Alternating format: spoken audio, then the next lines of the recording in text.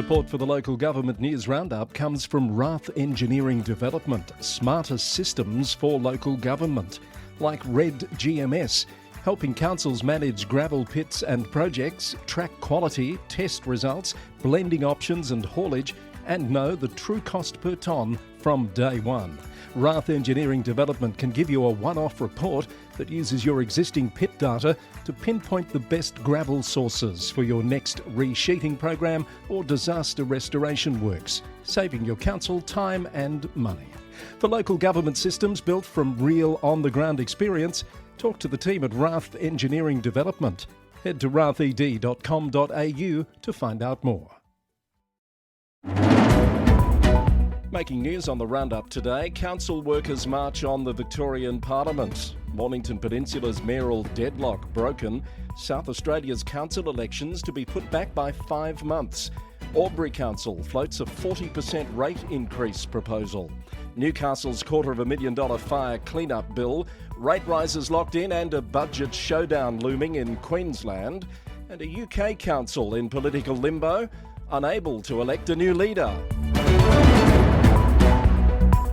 Hello, this is Chris Eddy. Welcome back to the Local Government News Roundup, your selection of news from councils across Australia and beyond, brought to you by the Victorian Local Governance Association, our founding sponsor and the national broadcaster on all things local government. With support from Symphony 3, simple, connected customer experiences, and from Rath Engineering Development, smarter local government systems built from real on-the-ground experience. It's Wednesday the 17th of June, making news today, a major disruption for Victorian local government as an estimated 1,500 council workers march on state parliament. The 24-hour strike organised by the Australian Services Union impacts 8 Melbourne councils, including Darebin, Hume and Greater Dandenong. Frontline services such as waste collection, road maintenance and libraries are facing significant delays. The union is demanding a 10% wage increase for the first year, pointing to a 7% drop in real wages since 2021. Meanwhile, councils blame the state-imposed rate caps for the ongoing enterprise bargaining deadlock. Councillor Stephen Batty is the new mayor of Mornington Peninsula Shire after the council reconvened last night to ultimately break a voting deadlock from last week. The election followed the resignation of Anthony Marsh, who recently transitioned to state politics as the member for Nepean. Mayor Batty pledged to focus on community advocacy and service delivery. Councillor Paul Pinjaro remains in his role as deputy mayor. The G21 Alliance of Councils is calling on the Victorian Government for clearer guidelines to manage coastal overgrowth. Borough of Queenscliff Mayor Donny Grigau and Colac Otway Shire Mayor Jason Schramm say spreading vegetation and weeds are increasingly restricting beach access along the Great Ocean Road. The Alliance is not seeking extra funding or widespread clearing, but rather a practical statewide policy to manage historic beach access points, according to the Surf Coast Times. Greater Dandenong Council has rejected a bid by the Dandenong Market Board to remove Councillor Rhonda Garrad as its council representative. The decision follows a move by the independent subsidiaries board to bar Councillor Garrard after she publicly raised market traders' concerns. As reported by the Dandenong Star-Journal, council administration is now reviewing governance and reporting arrangements between the Market Board and the council to align with sector best practice. Cardinia Shire Council has adopted its new budget, projecting a small operating surplus of $190,000. The result marks a major financial turnaround from the $19 million deficit faced in the current financial year, aided by targeted service review savings and a modest 2.75% rate rise. More than half of the $66 million capital works program is dedicated to critical infrastructure renewal, including roads and ageing buildings. The Pakenham Berwick Gazette reports further on that story. And Moyne Shire Council is converting office space at its Port Fairy Community Services Centre into a new childcare room. Backed by $42,000 from the state government's Tiny Towns Fund, the initiative will deliver 35 additional places per week to ease persistent wait lists in an area regarded as a childcare desert, according to the Standard. It's part of a wider $205,000 regional funding package targeting open space and safety upgrades across 6 Moyne townships. New South Wales and Albury City Council has voted to seek community feedback on 2 major special rate variation options to address an estimated $18 million debt.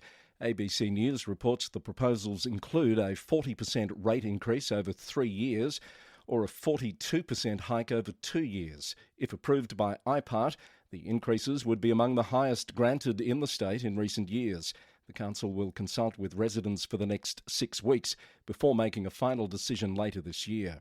Meanwhile, councillors have unanimously voted to reject a recommended annual pay rise, freezing their fees at current levels for the upcoming financial year. The decision, according to the Border Mail, due to community financial pressures and alignment as it consults on that proposed special rate variation. A property owner in Sydney's north has been fined $10,000 in the Hornsby local court following the illegal removal of a 24-metre Norfolk Island pine. Ku-ring-gai Council compliance officers intercepted tree loppers at the Killara site following a tip-off. The owner was sentenced for development without consent and failing to comply with council investigation requests. Ku-ring-gai Mayor Christine Kay welcomed the penalty, reinforcing the council's zero-tolerance stance on canopy destruction. Newcastle City Council faces a $250,000 bill following last month's warehouse blaze in Mayfield. The council stepped in to coordinate the asbestos clean-up after the New South Wales Environment Protection Agency transferred responsibility to local authorities. Taxpayers may have to foot the bill permanently as the site owner's insurer, QBE, navigates a standard commercial asbestos exclusion clause. As the Newcastle News reported, the council is continuing to press the responsible parties for reimbursement while completing safety assessments on affected private properties. In more City of Newcastle news, councillors have voted to extend their subsidised $2 pool entry scheme, despite warnings from council staff regarding its financial sustainability. The program is projected to cost ratepayers over $600,000 next season, requiring staff to identify $150,000 in operational savings to prevent a budget deficit. The Newcastle Herald has more on that story. Canterbury Bankstown Council is facing tens of thousands of dollars in repairs following a wave of what Mayor Bilal El Hayek calls reckless vandalism. Recent attacks have forced the closure of a disabled toilet facility at Greenacre Splash Park and caused significant damage to sporting fields and the new deepwater pump track in Milperra. Council maintenance crews managed to repair fields at Gosling and Roberts Parks quickly, enough to avoid postponing local sporting fixtures. Anyone with information is urged to contact Crime Stoppers. And regional councils are celebrating that major advocacy win after the New South Wales Government agreed to take back financial ownership of the Red Fleet. Mid-Coast Council Mayor Claire Ponton welcomed the decision. She says it relieves a significant depreciation burden on council bottom lines for assets they do not operationally control. Mayor Ponton, who's been outspoken on the issue in the past, said cost shifting by the New South Wales Government has become an issue for all New South Wales councils, but this is finally a step in the right direction. And now to Queensland from the Brisbane Times. Brisbane City Council has handed down its budget, confirming an average rate increase of 3.97%. Lord Mayor Adrian Schrinner said the rise, equating to about $1.22 per week, is below inflation and driven by significant debt reduction. Marking the first time in nearly a decade the council will not borrow funds. The budget's centrepiece is Operation Smooth, a $110 million road repair blitz targeting suburbs across the city. Townsville ratepayers are facing an imminent rate increase in the upcoming council budget. Despite finding $16 million in savings, Mayor Nick Demetto confirmed the increase is necessary to cover rising fuel and service costs. Unlike the Sunshine Coast, which recently cut 130 jobs to trim costs, Townsville has ruled out any staff redundancies, prioritising ongoing infrastructure and city maintenance instead. A budget showdown is looming at Cairns Regional Council, with Mayor Amy Eden potentially prepared to vote against her own council spending blueprint.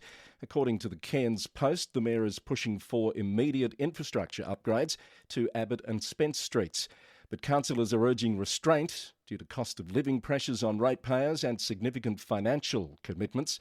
Councillors expected to vote on the final budget today.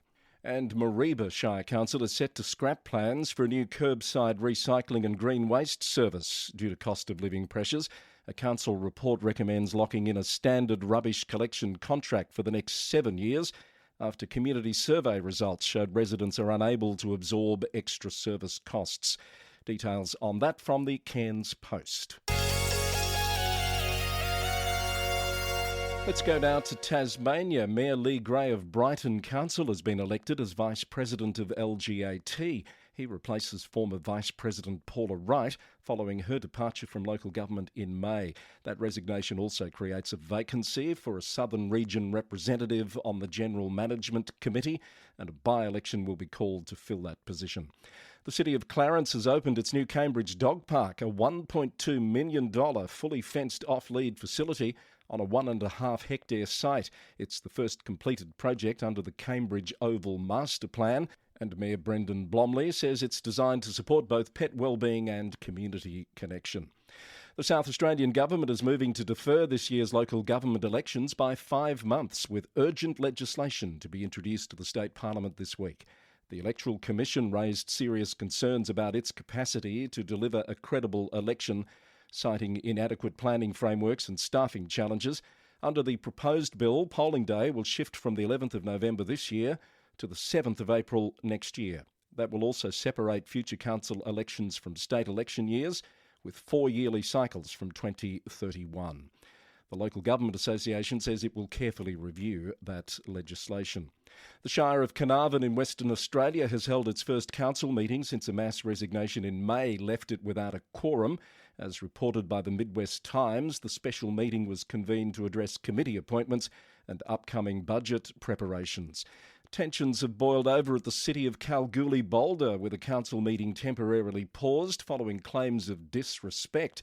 According to the Kalgoorlie Miner, proceedings were halted to restore order after an elected member pushed for an investigation into a disputed $14 million accounting error. Heading overseas, in UK local government news, Kirklees Council remains in political limbo after councillors failed for a second time to elect a new leader. According to a leaked internal letter obtained by the Bradford Telegraph and Argus, Chief Executive Steve Mawson has warned the municipality is not designed to operate without a political leader, noting that cabinet meetings and key accountability sessions are currently suspended. Mawson has assumed emergency decision-making responsibilities until the council reconvenes to vote again on July 15th. The UK government has stripped Wychavon District Council of its major planning powers following an official underperformance censure. BBC News reported that developers can now bypass the local authority and apply directly to national inspectors for housing projects of 10 or more homes. The intervention comes after 10.7% of the council's planning refusals were overturned on appeal, just exceeding the national threshold. Wychavon leaders have criticised the decision as an affront to local democracy, and they're threatening legal action.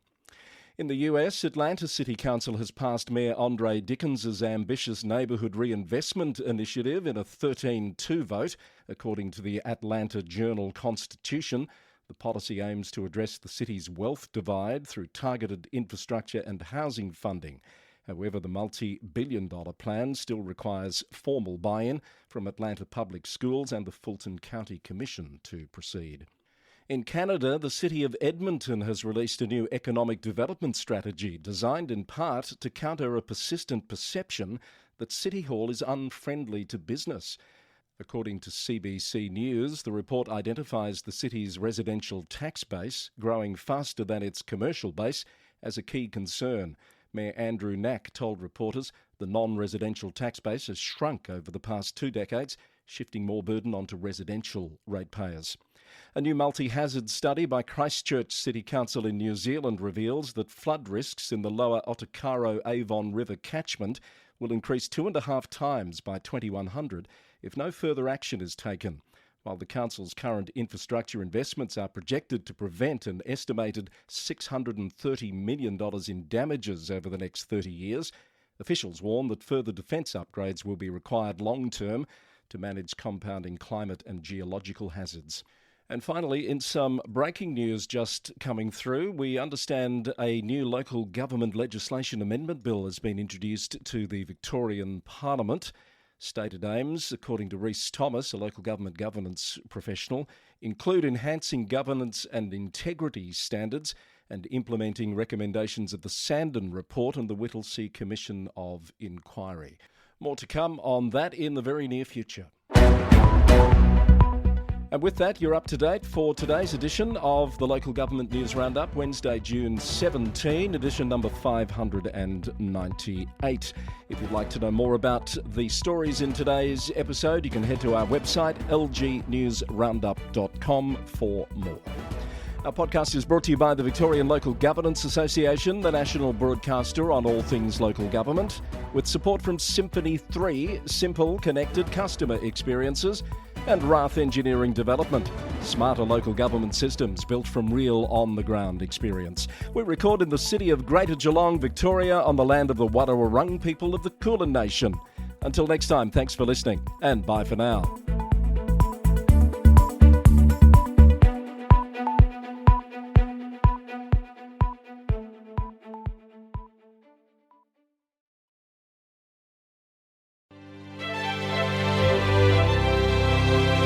Support for the Roundup comes from Symphony 3, allowing councils to connect their systems securely, to automate their data flows and to monitor performance in real time. And right now, councils are lining up for their own emergency dashboard, like the one that Symphony 3 has created for the city of Greater Bendigo.